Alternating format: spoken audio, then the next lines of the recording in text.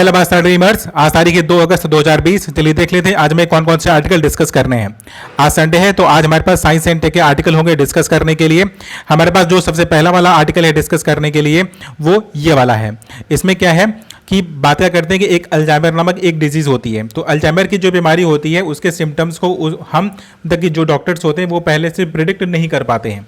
Usually देखने को क्या मिलता है कि मरने के बाद पता चलता है कि वो तो अल्जाइमर की प्रॉब्लम थी उसके साथ, इसलिए ऐसे वैसा इश्यूज हो गया। या फिर हो सकता है कि केस बहुत ज़्यादा जब सीवियर हो जाता है तभी हमें अल्जाइमर के डिजीज़ के बारे में आइडिया लग पाता है। तो अभी हुआ क्या है कि इन्होंने किया इस साइंटिस्टों ने किया क्या, अमेरिका के साइंटिस्टों ने, कि ब्रेन के अंदर एक फास्फोस टाउ 47 नामक एक क्या है कि एक एजेंट है, मतलब एक क्रिटिकल पार्ट है मतलब ब्रेन का। तो वो कॉज होता है अगर हम उससे हम आइडेंटिफाई कर लेते हैं इसको, तो फास्फोस टाउ को, तो होगा क्या कि हमें 20 ईयर पहले ही पता चल जाएगा कि ये पर्सन अल्जाइमर से इन्फेक्टेड होने वाला है या नहीं है। तो इस प्रकार के एजेंट पर वो काम कर रहे हैं। तो ये वाला आर्टिकल हमारा डिस्कस हो गया। हमारे पास नेक्स्ट वन है आर्टिकल जो डिस्कस करने के लिए, वो रिगार्डिंग व्हाट है कि ये नोवल कोरोना वायरस है। तब देखिए नोवल कोरोना वायरस की जेनेसिस की गई है, ठीक। तो वेरियस स्टेज पर वेरियस कंट्रीज़ ने प्रॉपर इसके जीन की सीक्वेंसिंग की है। तो उसमें चाइना ने क्या किया था कि चाइना ने सीक्वेंसिंग किया और सीक्वेंसिंग करके वर्ल्ड लेवल पर WHO को जा करके इसको शेयर कर दिया। बोला कि नहीं ठीक है, अभी मैंने क्या किया कि इस वाले कोरोना वायरस की सीक्वेंसिंग कर दी है, अभी आप इसका इस्तेमाल आप कि बेसिकली किस में कर सकते हो, मेडिसिन के फॉर्मेशन में कर सकते हो।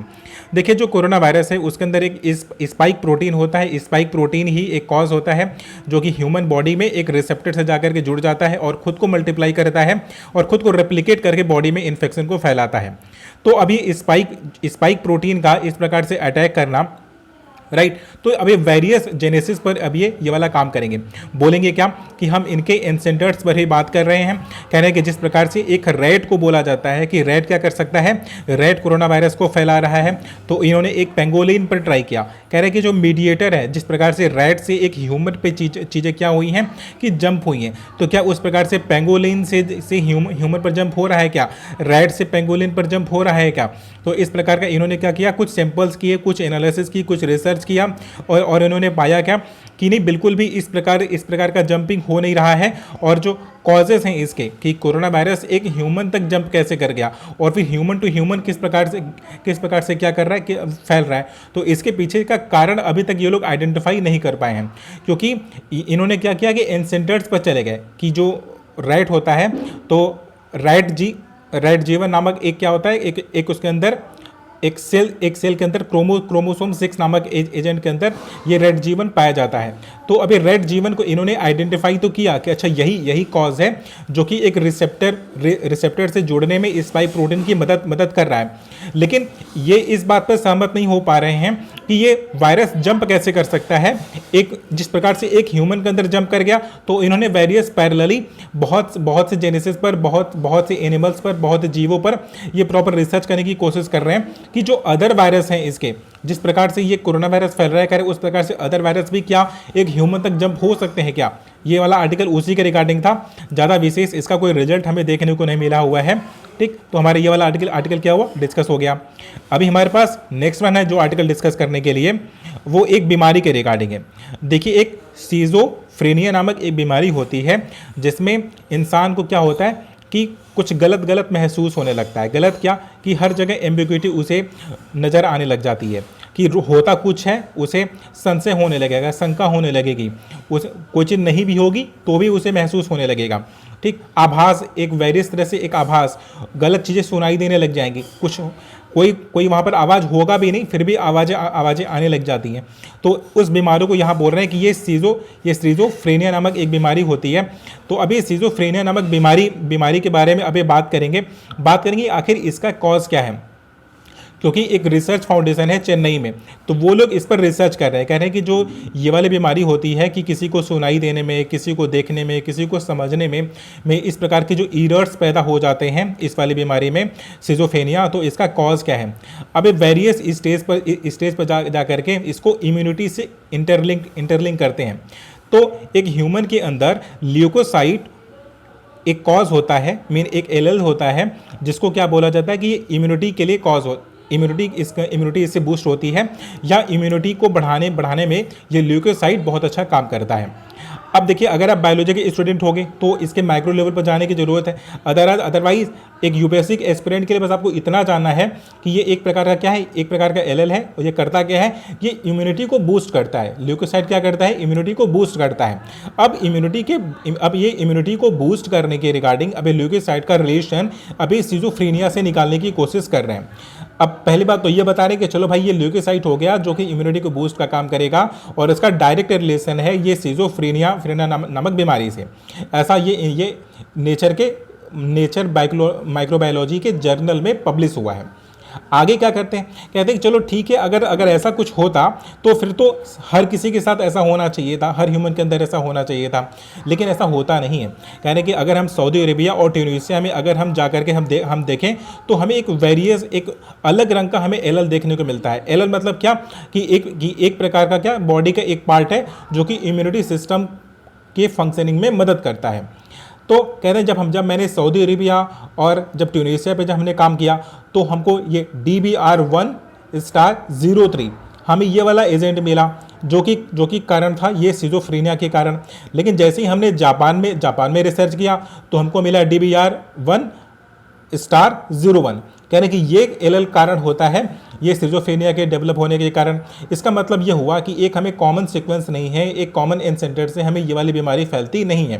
ठीक, अब राइटर आगे क्या कहते हैं कि ठीक है, अभी सिजोफ्रेनिया के रिगार्डिंग हमने इन एजेंटों की खोज तो कर ली है कि इस प्रकार का आभास क्या होता है इस प्रकार की बीमारी का, क्योंकि अभी तक क्या होता था कि इसका एक कोई कॉज, किसी भी डॉक्टर को कॉज इसका नहीं पता होता, कि इवन जो न्यूरोसाइंस होता है इस पर अपंग साबित होता है, उसे नहीं पता होता कि आखिर इसके पीछे जो नर्वस ब्रेकडाउन होता है या फिर जो न्यूरो की जो इस प्रकार की प्रॉब्लम होती है वो होती ही क्यों है, इसके पीछे का कारण उन्हें नहीं पता होता है।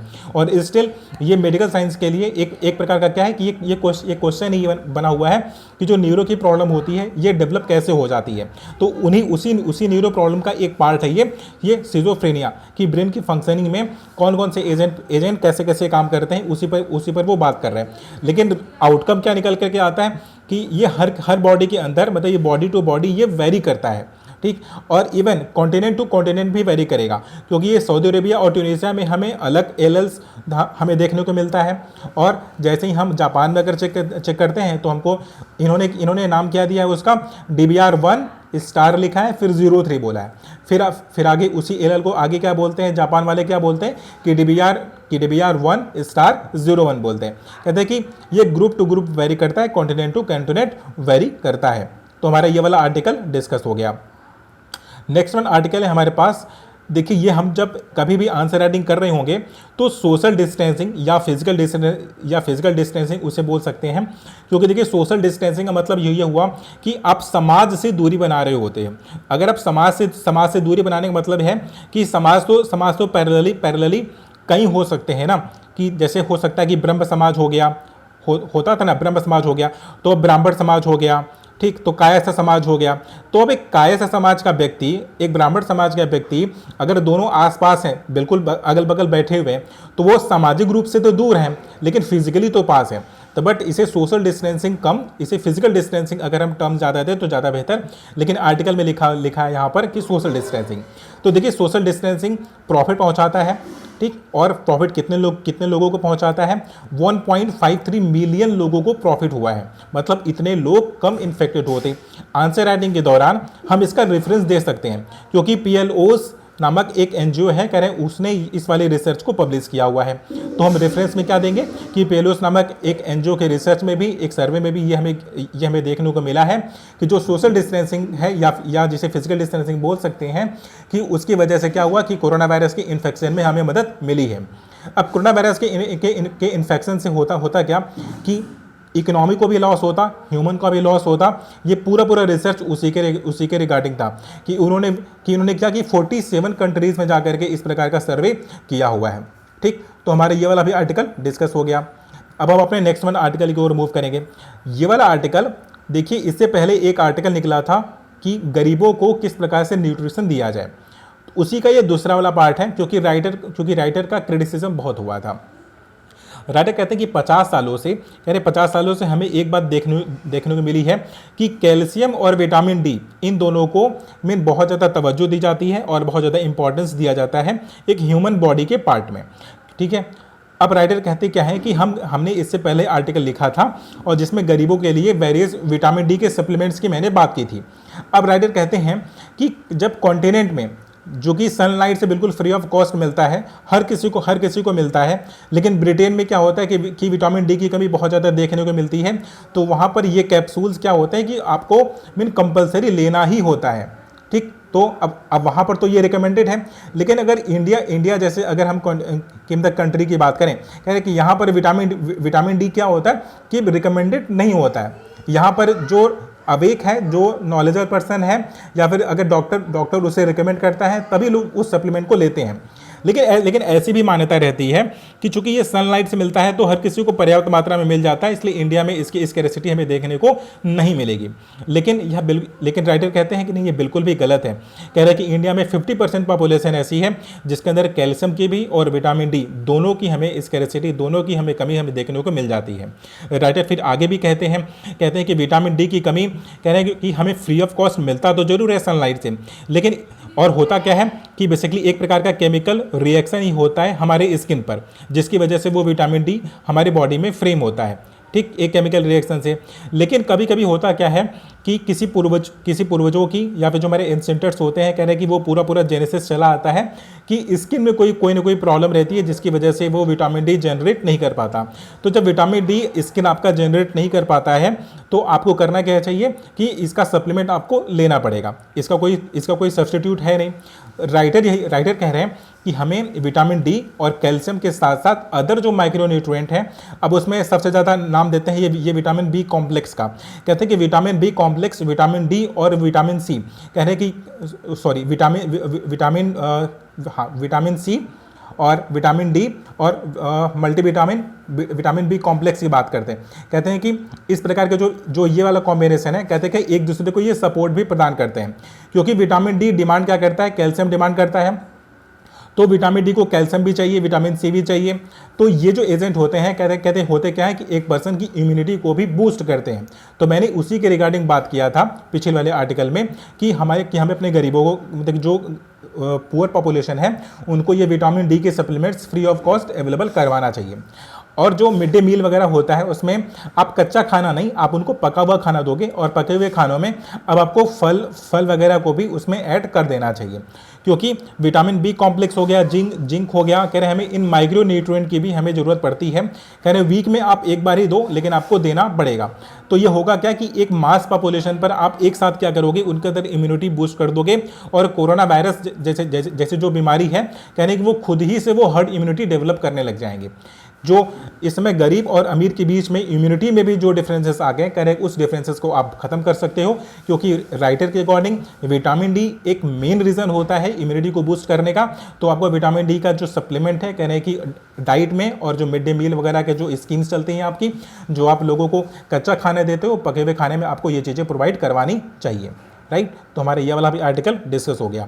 तो आज के डेट में हमारे पास जितने भी रेलिवेंट आर्टिकल थे, मैंने वो सारे आर्टिकल डिस्कस कर लिए हैं। एक आर्टिकल ये वाला है, ये वेनस के रिगार्डिंग है। वेनस में क्या है, वेनस को हम बहुत ज़्यादा ठंडा मानते हैं कि वहाँ ऐसा कुछ हो ही नहीं सकता, लेकिन अभी का जो रिसर्च है वो क्या बोल रहा है, कह रहे हैं वहाँ पर अभी भी जियोलॉजिकल एक्टिविटीज़ चल रही हैं, और वहाँ पर 47 या 49 वोल्केनोज हमें देखने को मिले हैं। ठीक है, तो ये वाला भी आर्टिकल, उसमें यही बात मेंशन थी।